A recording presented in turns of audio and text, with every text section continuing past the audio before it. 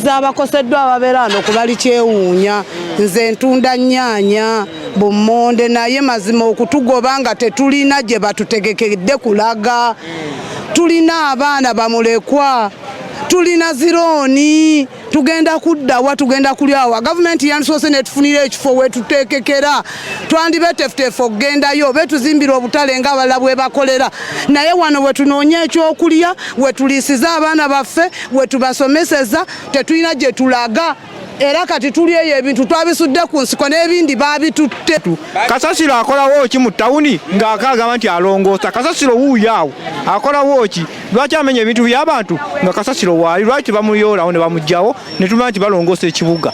Kibi nnyo kyakoze wero ku bali kyewuunya, naye kye batukoze kigambo kirala kibi nnyo okubanga ffenna batuggyeko ku kkubo kw'otadde ebbali w'ekkubo, makubo agayingira munda agadda munda yonna ffenna ne baba nga batugaanyi, abatunda amanda ffenna ne baba nga batugaanyi, batukoze bubi.